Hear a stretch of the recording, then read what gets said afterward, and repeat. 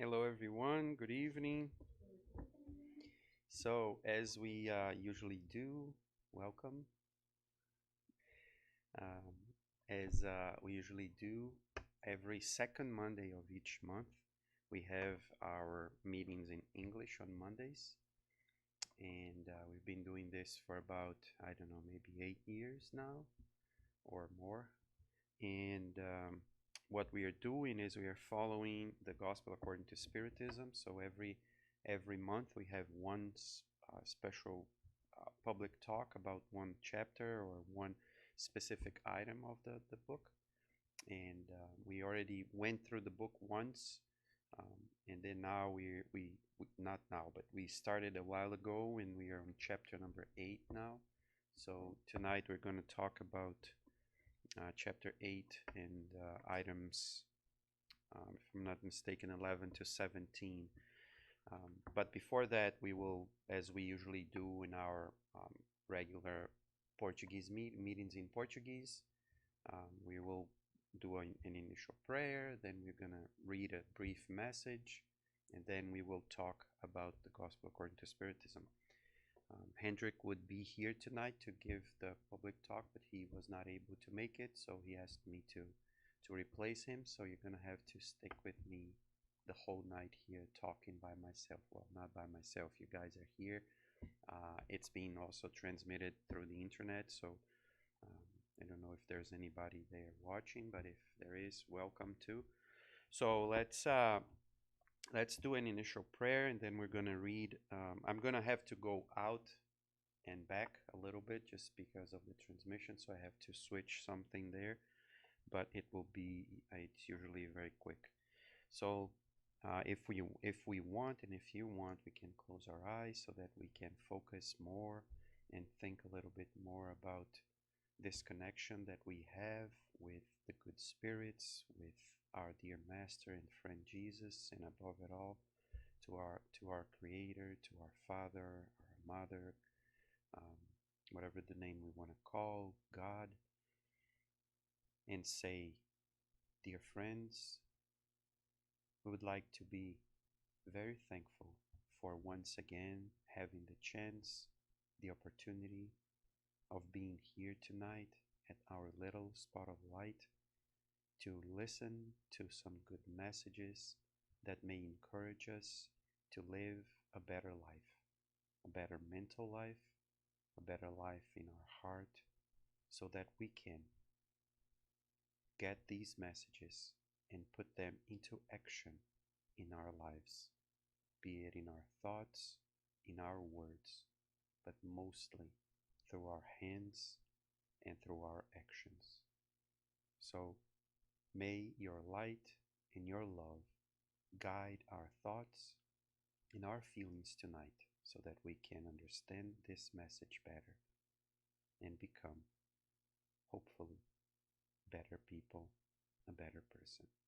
May your blessings be upon us now and always. So be it. So, I'm going to read the message number 122 from this book, Our Daily Bread, but I'll go there and switch on the internet, and I'll be right back.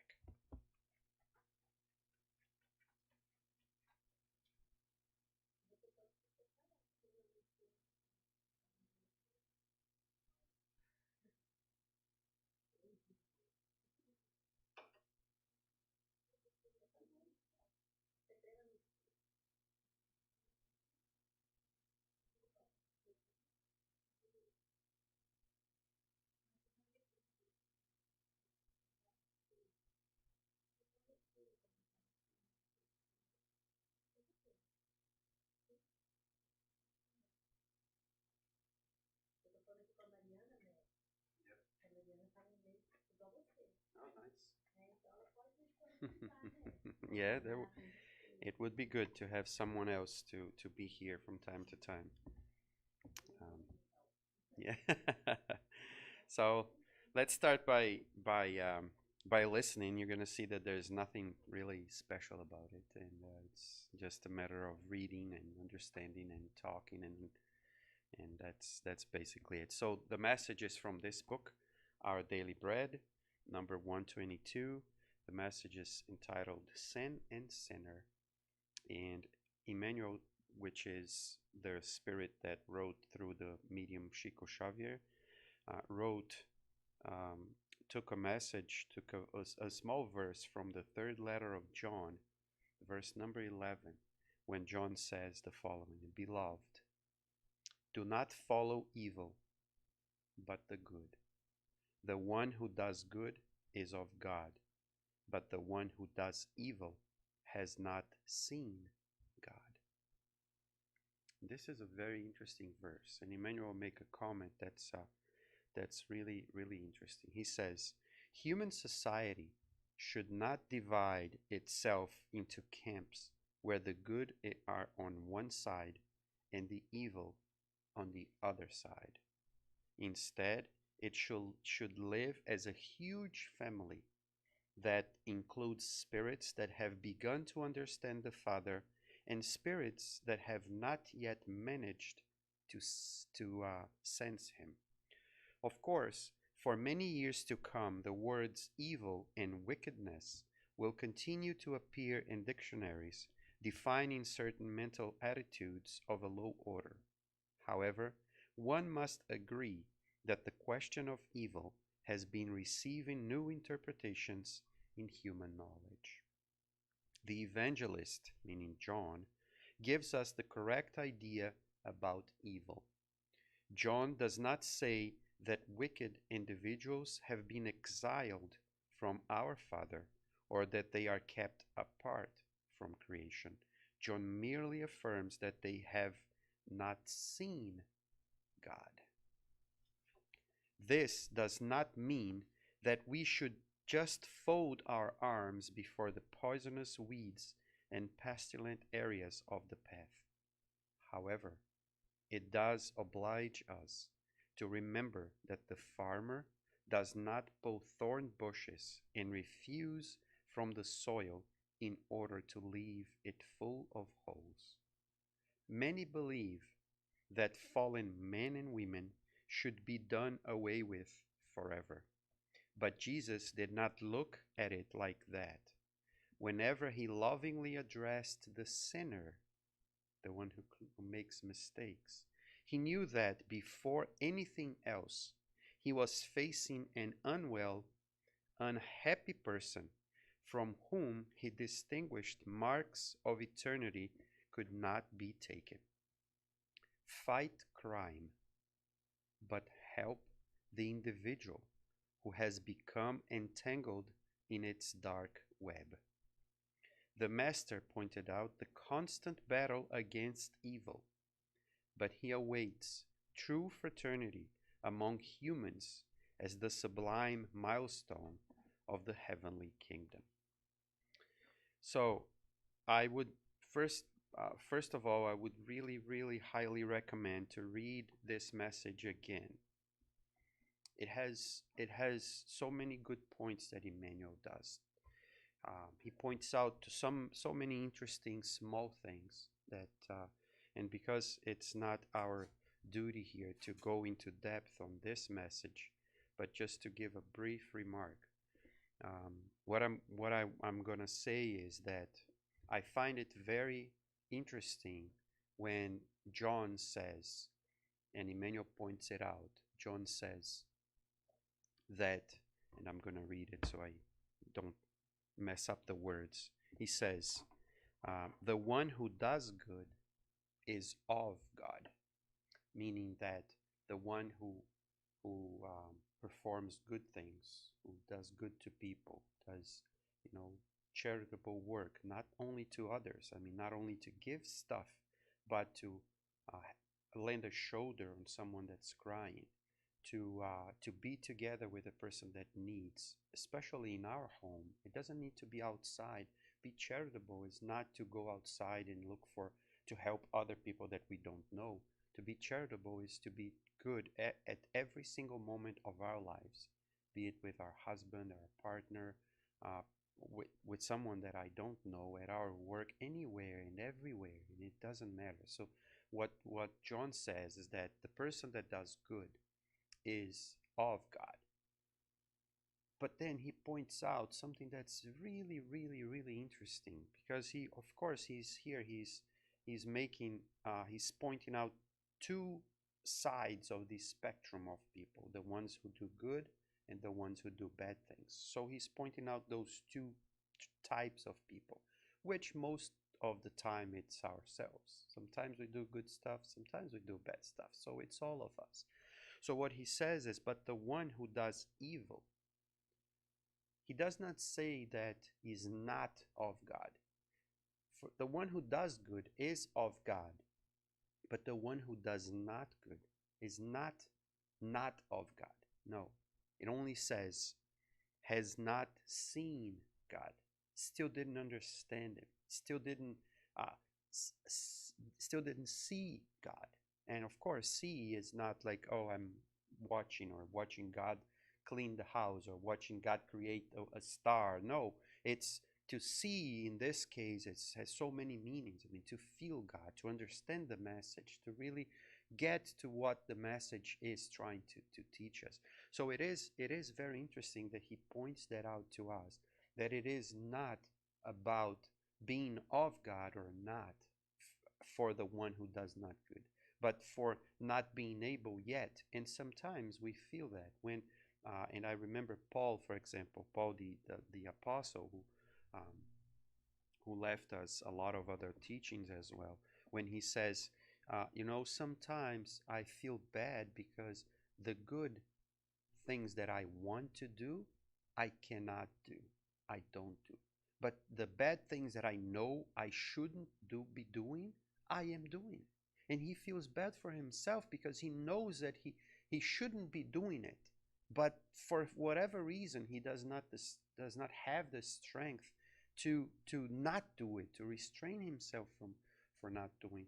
But is Paul, or am I, or are you not of God because we did something wrong? No, we are of God, but we still did not see God yet. We're still like lacking something that will make me of God. So that's why at close to the end of the message, Emmanuel says, fight crime.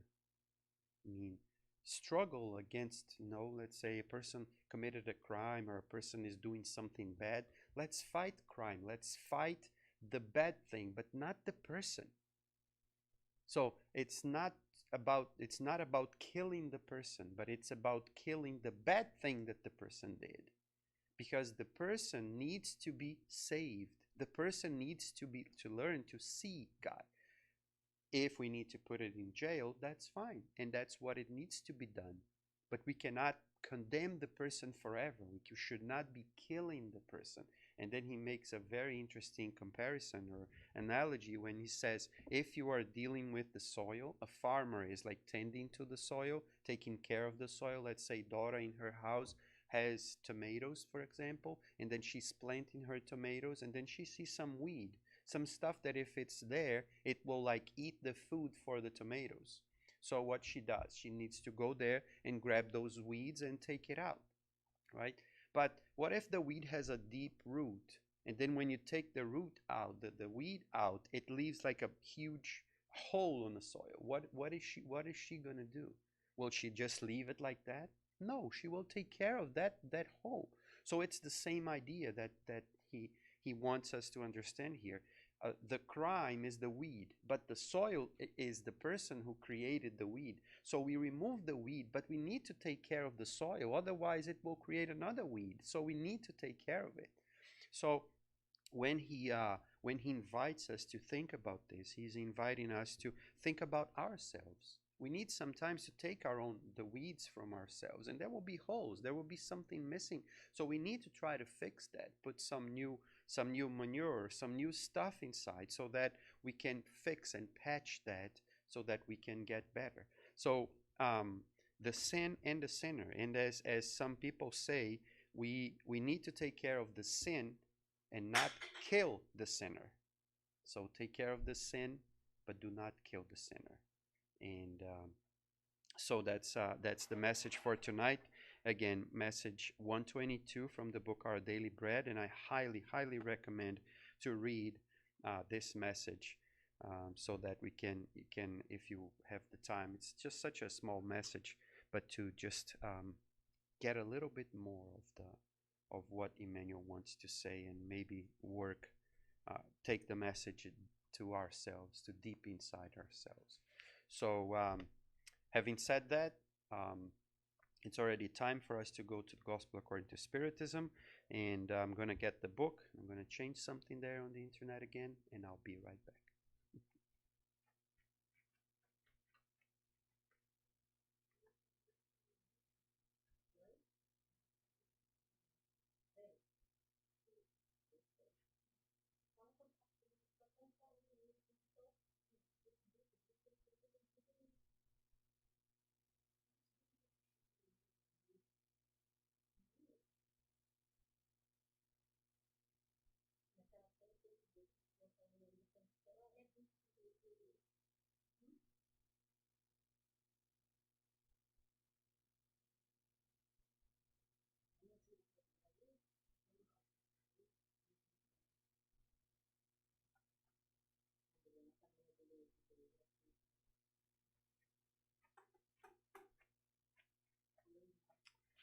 So here I am back again with a different book now in my hands.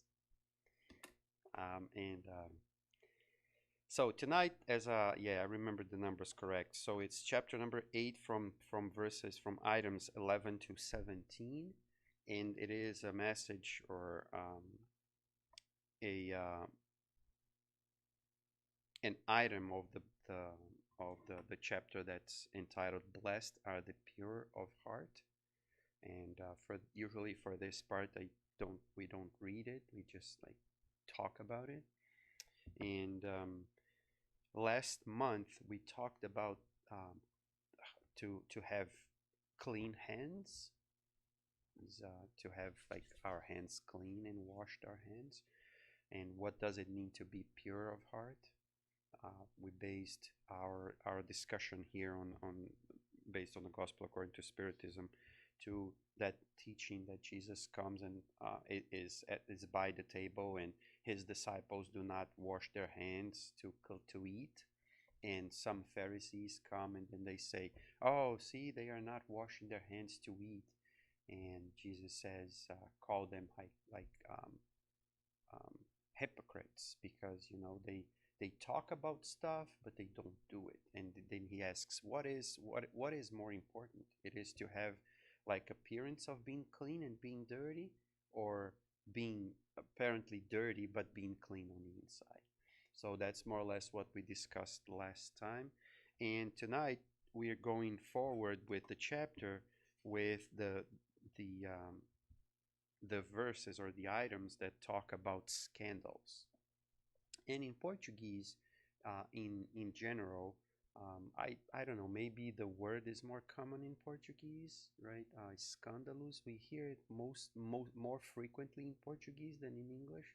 So I find it interesting because some words are more used in certain languages than others, and that's why in this case here they use the word scandal, but they have to put a note because it's not such a common word, so that people that are reading kind of understand a little better what the word scandal is. And since we are in general like Brazilian, I can relate to the word, I'd say, more frequently. But it's not that as if Americans or people that speak English don't use the word. They use it, but it's just not as common, I'd say, as in Portuguese. And scandal is something that, in this sense here, that Kardec uses and that Jesus uses in his text, or in what he's trying to teach, is that it's something that it's much more than just like that big scandal. Oh, there was this big scandal involving like a lot of people, or this person that did this bad thing to a lot of people. Oh, that's a big scandal that, everybody knows. No, the word scandal in this specific sense here, it might be like something really big, but it might be something small. It's something scandalous, but because it created a bad situation, not only for a lot of people, but sometimes for one person, even for two, or for only for myself. So when Jesus talks about scandal, um, he's actually in as far as I can understand, and I can picture him saying is that, okay, so you shouldn't be doing this, but all of a sudden you're doing this, and maybe nobody is seeing. But even if no one is seeing what you did, it's still scandalous. Why? Because it's causing something bad. Maybe not even to other people, but to myself. And then it would be better if I had not done it. So, um, and we're gonna discuss a little bit more about this later on, probably, but just giving like a brief introduction, the way Kardec says about this word. So, but the title of the item is a little bit longer, and it is kind of shocking in some ways, because the title of this item in the gospel according to Spiritism, he takes it out from the text of the Bible, and it says, if my hand is cause for scandal,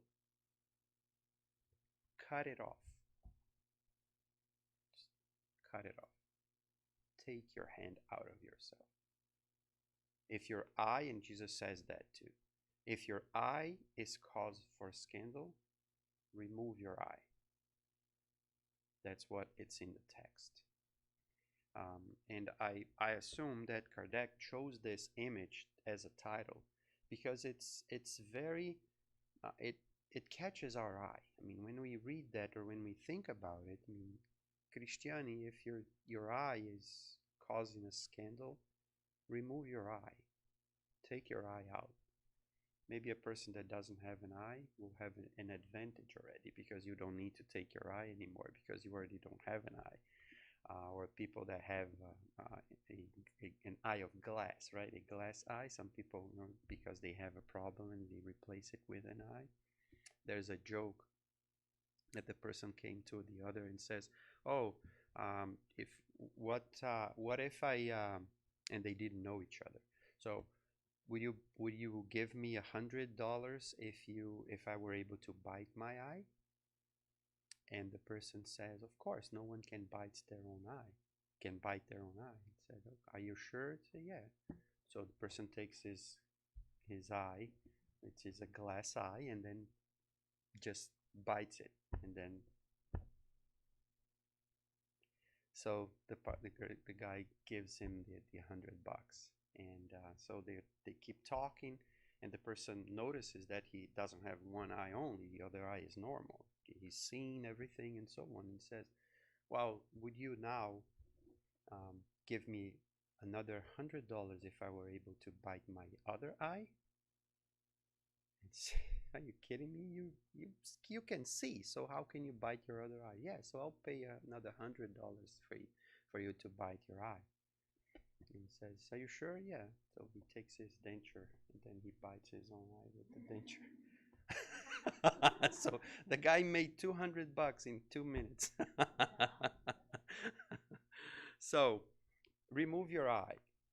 It is kind of weird, and when you think about a master of teaching something good to ask you to remove your eye, and what does he mean? What does he want to say? And of course, we all know that for a lot of things, and unfortunately these days, sometimes we don't even have the patience to read stuff. We read like one phrase, one sentence, and then it is as if we had read the whole thing, and we already like take our conclusions, and we already know everything that that's there to be said, and um, which is, of course, it can create and usually creates a lot of problems, because if you don't stop to read more than just a small sentence and project onto that sentence what I want, instead of really trying to get from that what I want, what is necessary and what is needed, everything can go to a bad place. So imagine that a person reads this, if you did something bad, remove your hand, cut it off, and the person decides just to do that, what's going to happen? But I'm pretty sure that you all know that there are some countries in the world where this happens, right? When a person commits a crime and it steals something and it's caught, they will go there and cut their hand. It's a direct interpretation of this piece, even if it's not from the Christian Bible, but it's the same teaching. But is it really that what Jesus wanted to say? And maybe in the past, when we didn't have like ways to think about it, maybe it was the right thing to do. Maybe. Not even say it was, but maybe. But these days, with what we already know and the way we already think about people and about relationships, about what we do, how we do it, why would we keep doing this? So, of course, that it is not that he doesn't want us to cut our hands. Of course. Then what does he want? What is the teaching here? And this is just one small piece of the whole item here. Kardec, in this specific piece here, and that's I know that I usually say this, but it is, I think, very important that I say it again and I repeat it again, is that it is very important for us, if we really want to understand the text, don't go only by what the person that's up here say, because I have my interpretation. I can read it and I can, um, um, for example, I heard when you guys arrived that Christiane asked what you do when you clean houses, right? And she also is a house cleaner and so on.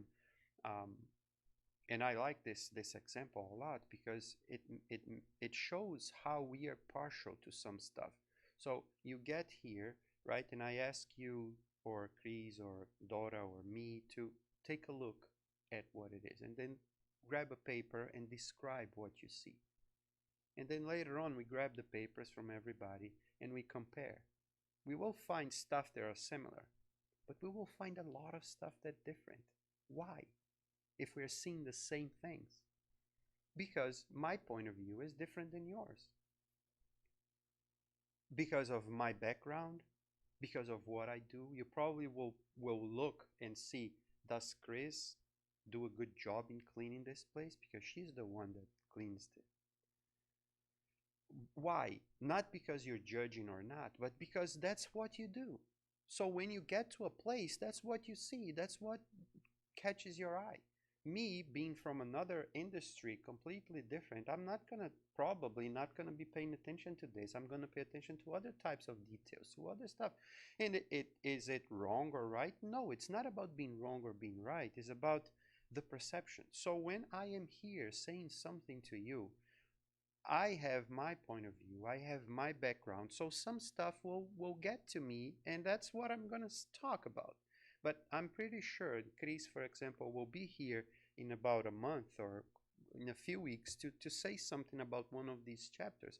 She will have her own view about this. And if you come one day, if Dora comes one day, she will say something about how she feels about it. So that's why I keep repeating myself that we should always, if we really want to, if I didn't understand right, or oh, Mackenzie didn't explain it right, or I didn't understand what he wanted to say, go back to the text.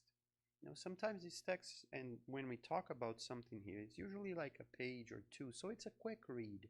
And then maybe I'll be able to understand it better. I'll be able to go deeper in a certain aspect.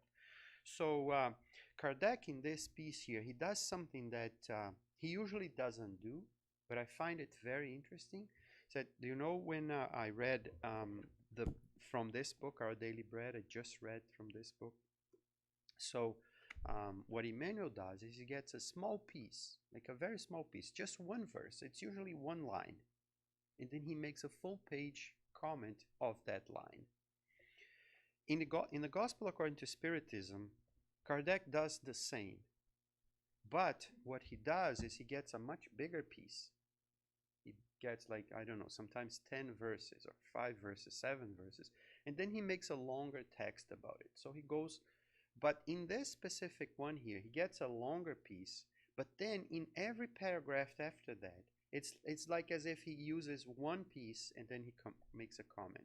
And then he gets another verse and then makes another comment. He gets another verse, makes another comment. So it is very interesting because it is as if he is trying to teach us how to read the verses from the Bible, to get these items and go slowly, to try to really understand what is the thought. Because sometimes we want to read it so quickly that we lose what it is. Like, can you imagine? I mean, if I for example, do this, how many fingers did I straighten it up? Nobody was able to see. Well, probably not. But if I do this, everybody will be able to see how many fingers I held, right, out, because it's slowly. Same thing, if I read something just like this, how am I going to be able to really understand everything?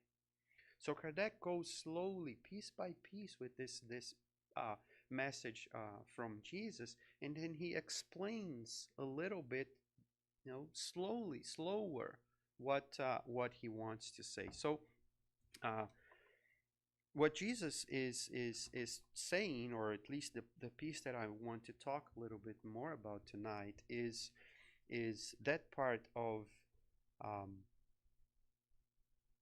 these scandals, and remove the hand out of it, remove the hand that committed the crime, right? But Kardec goes to a deeper,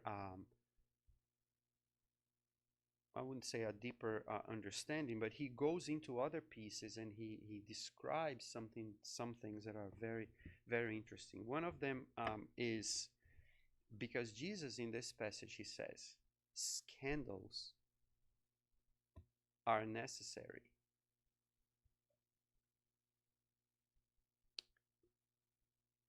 Scandals are necessary. So Kardec goes and examines why are scandals necessary?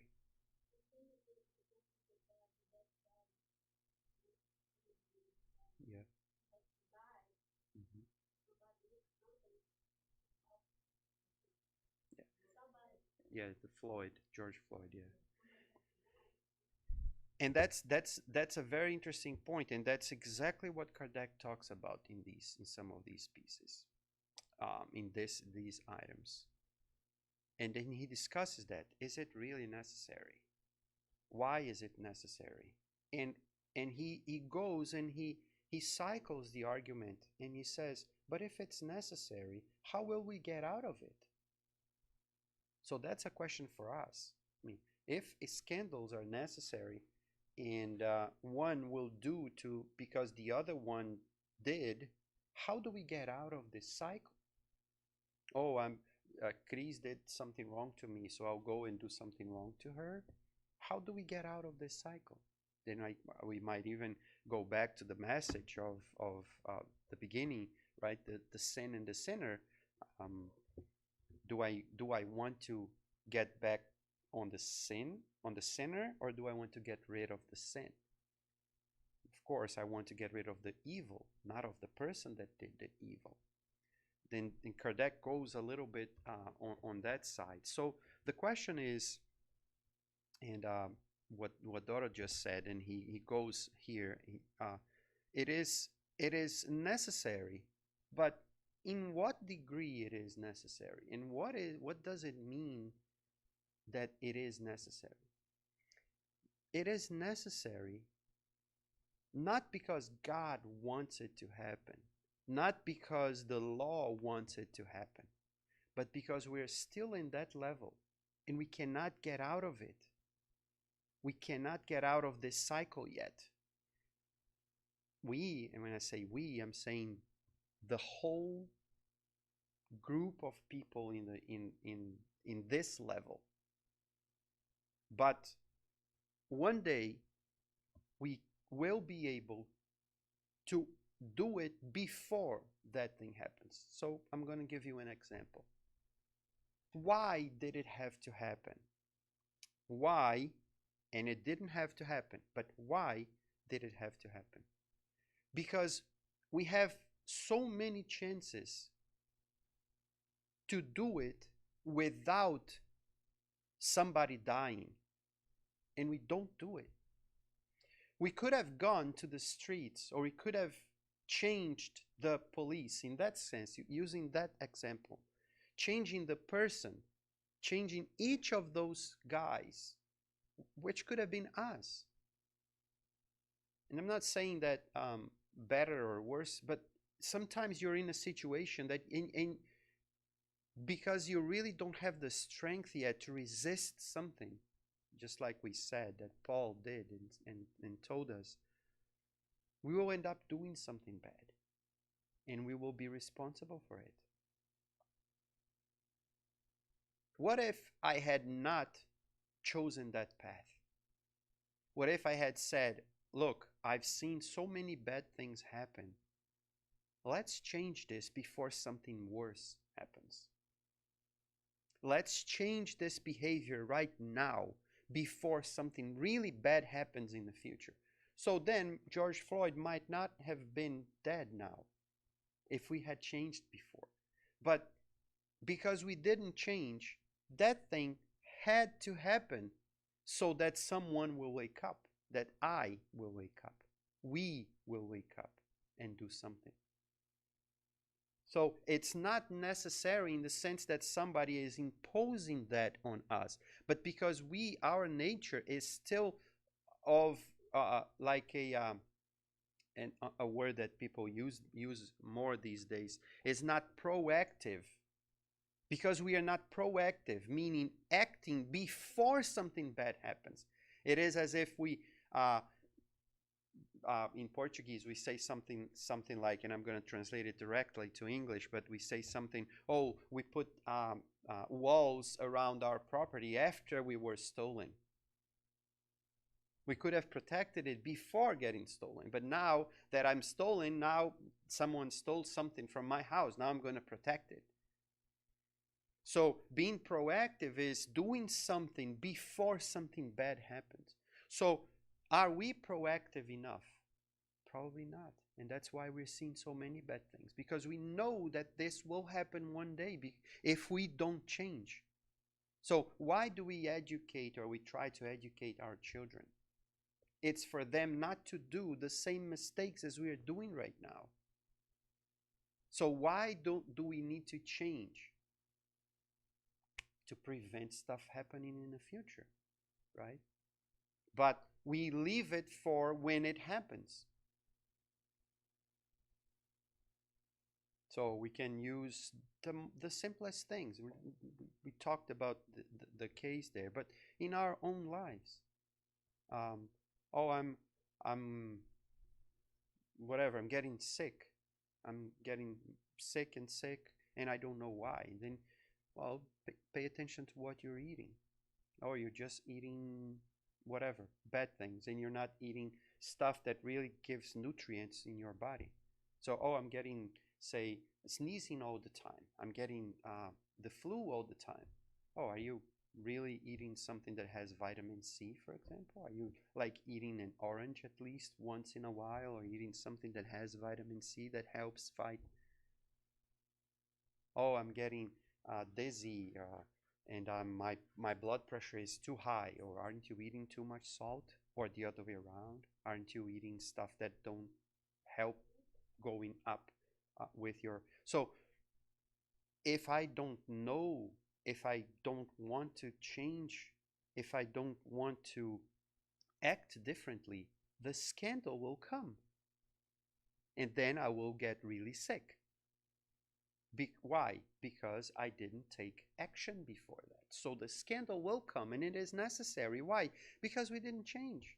because we still didn't change. So it is not a necessary because, oh, somebody is imposing that on us. No, it's our own choice, and our choices lead to consequences, and those consequences come back to me, be it in health, be it at work, be it in the family, be it with the society itself.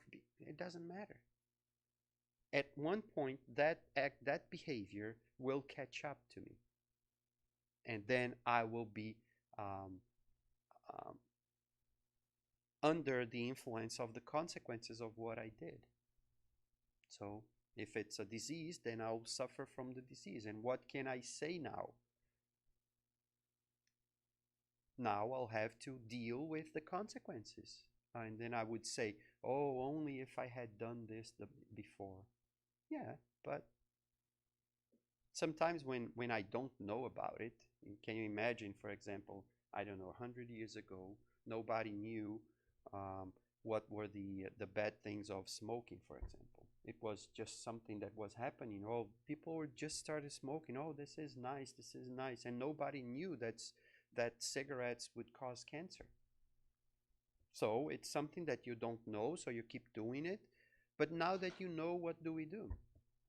Do we want to keep doing it? It's our choice. It's our choice. But we know that there will be consequences to it. The scandal will come. And the scandal is not scandalous to everybody. It might be scandalous just to me, to my own life, to how I live, to how I. That's that discussion in a different way, or similar but different, is here. Kardec goes and talks a little bit about it. It's not too long, but it is very, very interesting, the way he says it. So it is necessary, and it will come.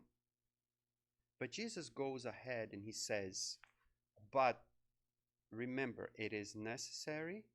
But because it is necessary, it doesn't mean that the person who caused the scandal is not to blame. The person that caused the scandal will have responsibility for having caused the scandal. So say Dora, for example, or Chris, or me, I committed a crime. And Chris comes and looks at me and he says, oh, you committed a crime. I'm the judge. In this country or this state, I can impose the death penalty to you, and I'm imposing the death penalty to you. In that sense, that every life, in the sense that every life is important, and that no one should be killed by the state or by any other means other than natural means. To kill someone is scandalous.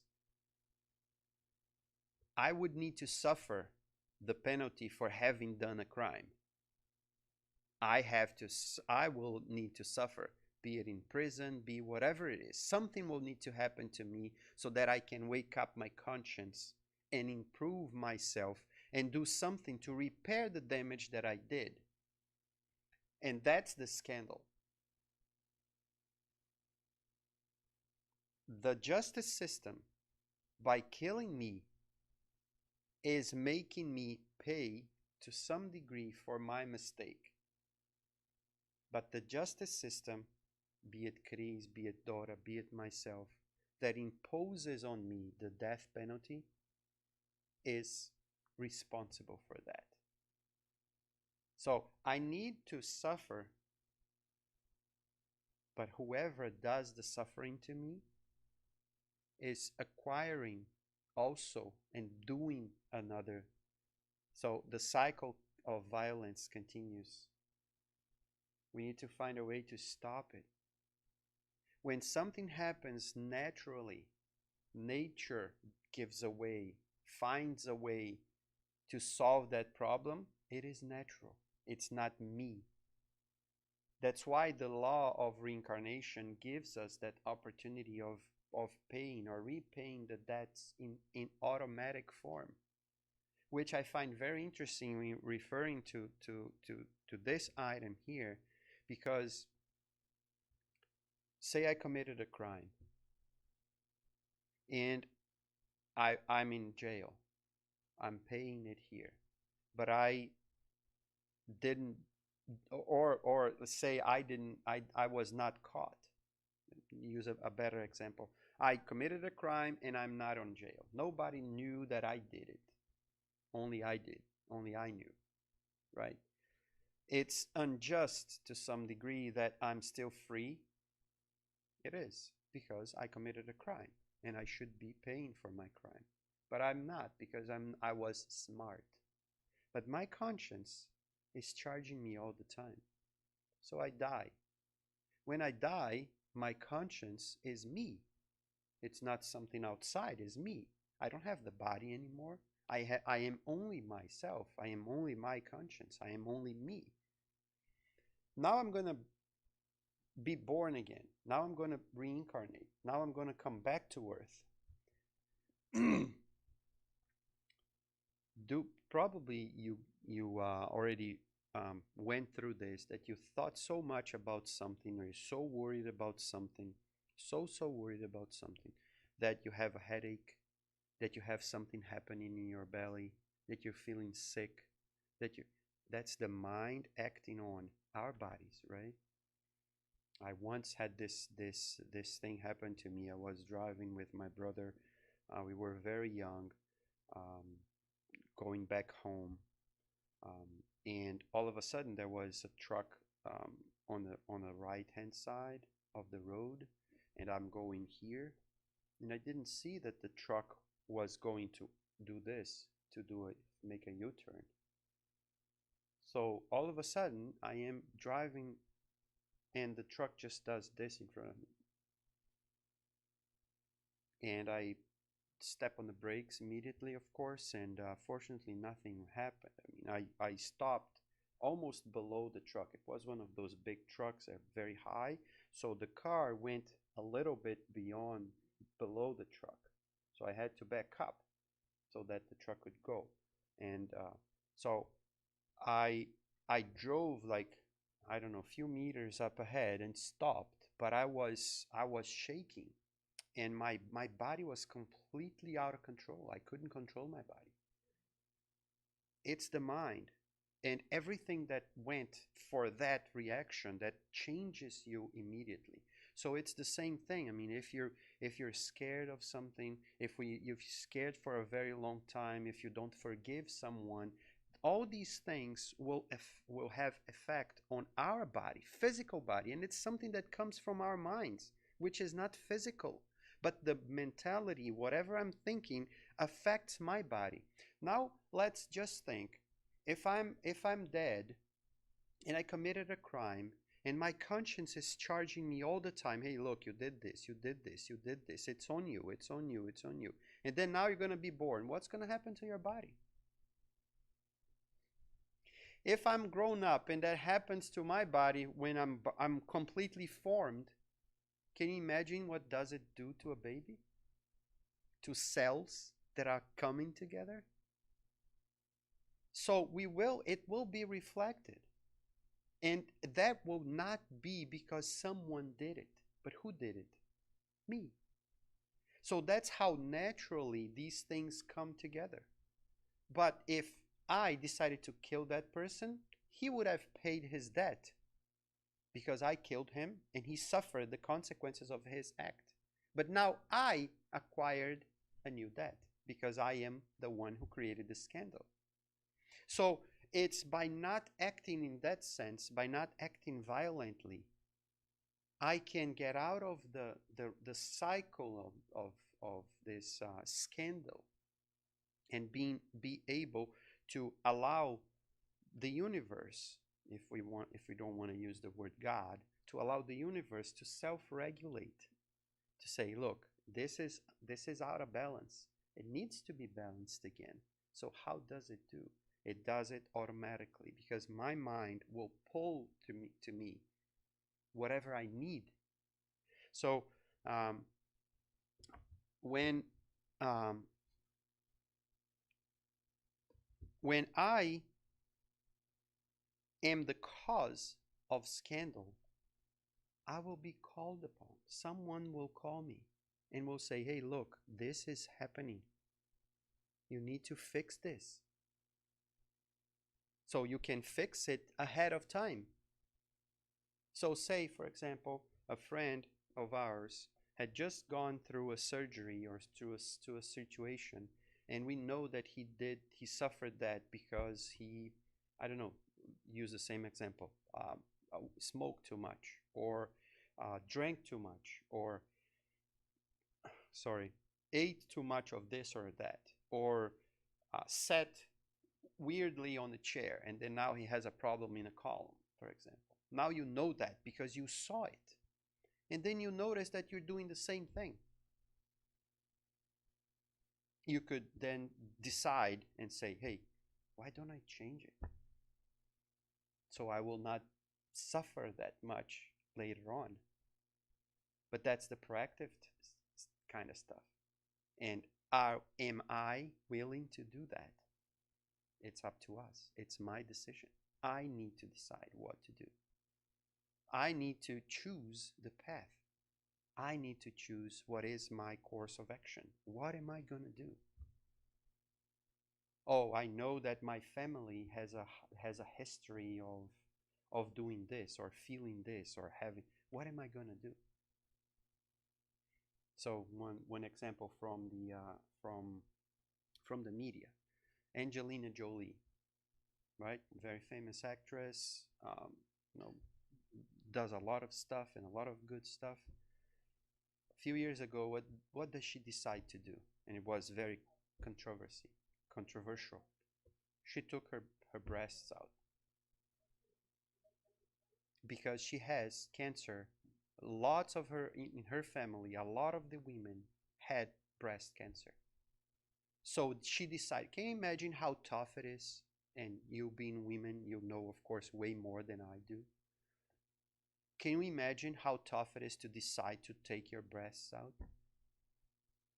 But because she saw it, she saw in this, and for her life, she doesn't want anyone to be doing what she did. At least that's what I heard. But she said, I'm going to decided based on my history, of the history of my family. It's very likely that I will get it too. So why don't get rid of it before it does, before it happens? And try to live a different life after that. That's being proactive in some stuff. And it doesn't need to be something like so radical like this. It can be something about food. It can be something about weight. It can be something about not forgiving someone.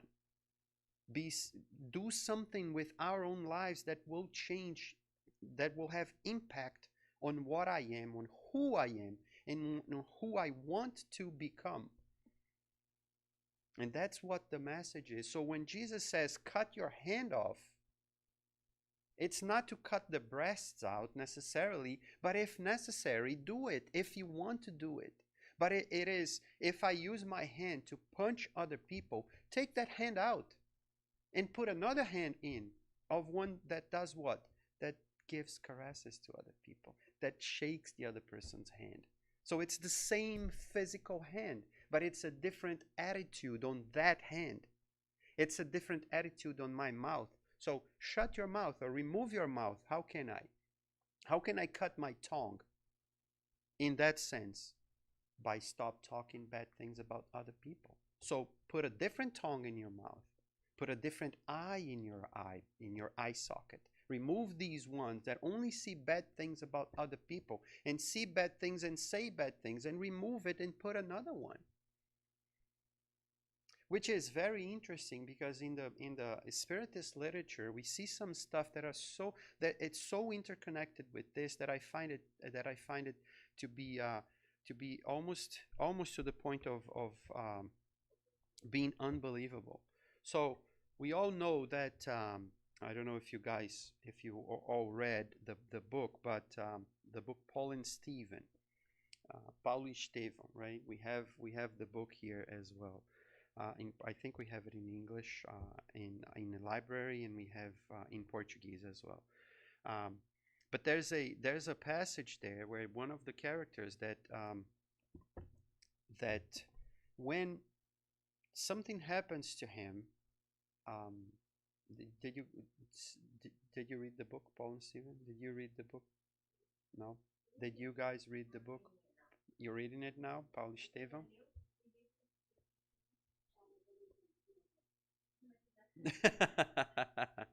Yeah. So what is interesting about it is that there's a character there that suffers exactly what, to some degree, exactly what Jesus is saying here.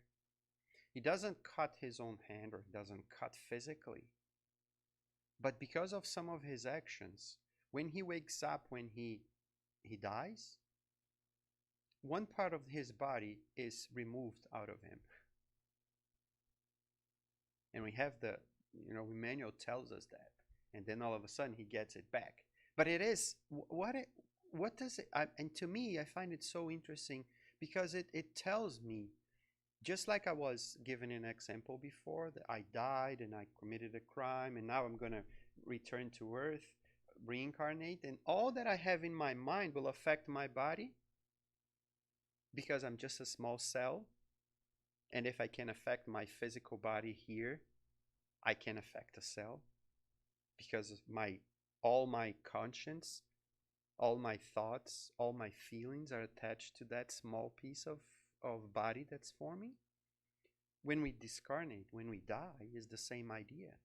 I am now without my body. It's much easier to change my spiritual body than to change my physical body.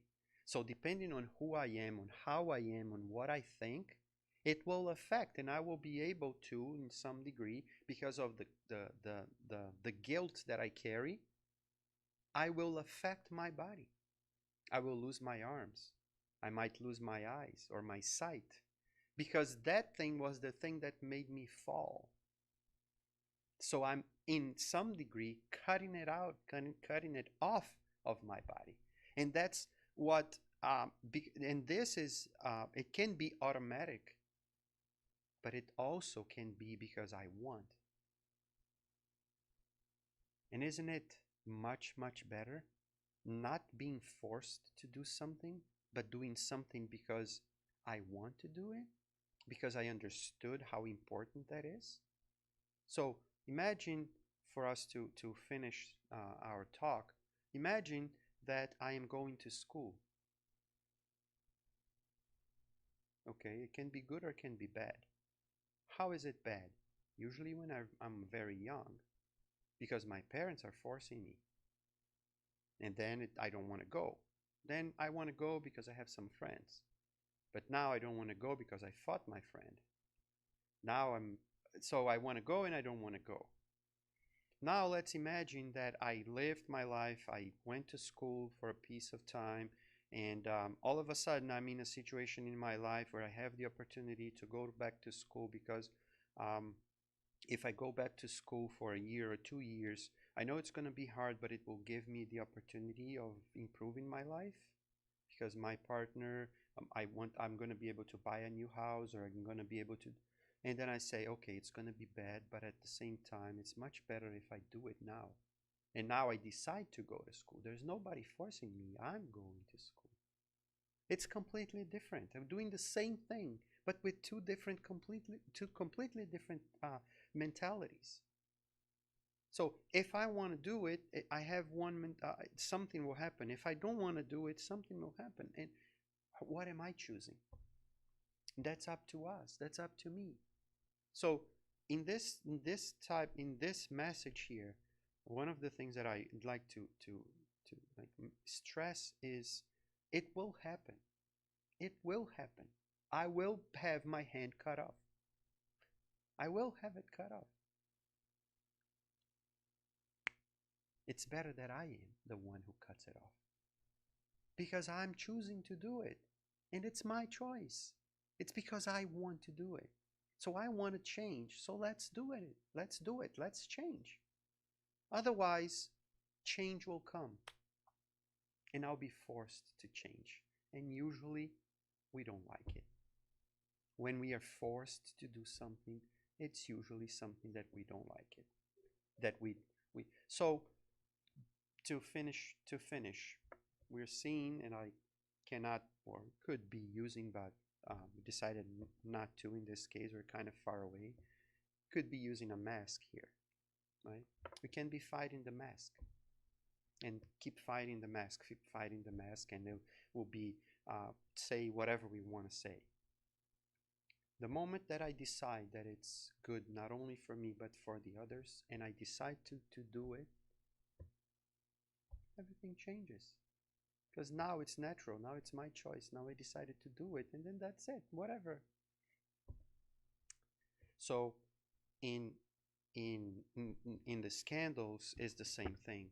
Maybe or hopefully we will be able to choose to do the right thing when things arrive, so that I'm not the cause of scandal in anybody's lives and not in my own life as well. And if we already did it, or if we want to do it, but we know that it's not good for me, not good for the environment, not good for people that are around me, try to cut that hand off. Try to remove that eye, put a better eye in place so that I can try to see it differently, act differently, and do things a little bit differently. So these are items 11 to 17 from chapter number 8 on the Gospel according to Spiritism. Blessed are the pure of heart. And there's more stuff that Kardec said here, but um, we don't have enough time, and we need to stop at one point anyways. But if you want to read it later, I think you can get a little bit more, maybe much more than what I said here. And with this, I know that we're about to finish. I'm just gonna change something very quickly here. Come back. We'll do our prayer so that we can all go home and relax for the evening.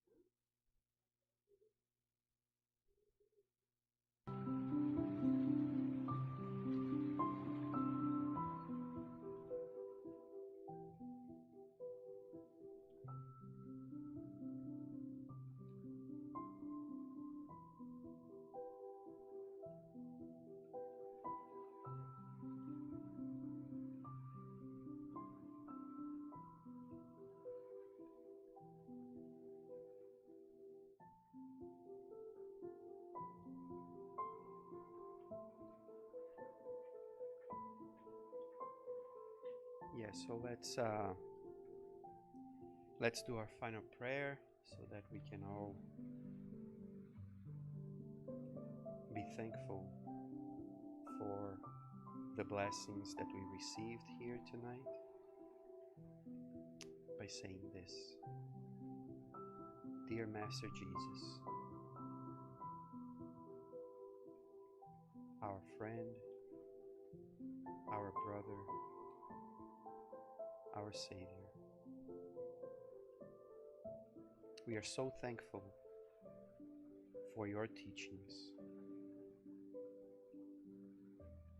for the opportunity you gave us to hear from you while here on earth, walking among us, not only speaking,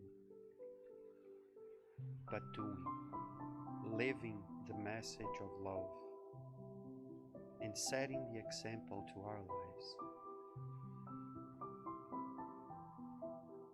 Thank you for the joy that you left us with the good news, that we are able to find this kingdom of God, not only outside in a place far away from us, but especially within our hearts, within our souls, a place where this law of love is located. so that we are never far away from you. We are never far away from God.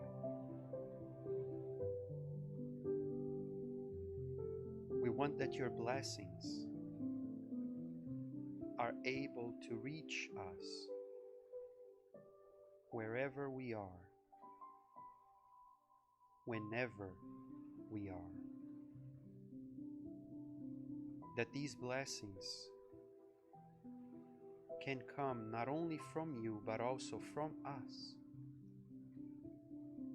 to fill the lives of those who are together with us with this love, with this compassion, with this peace. May this love fill ourselves, our body, our spirit, so that we can be strong and stronger to fight for a better me, for a better us, to fight for a better world.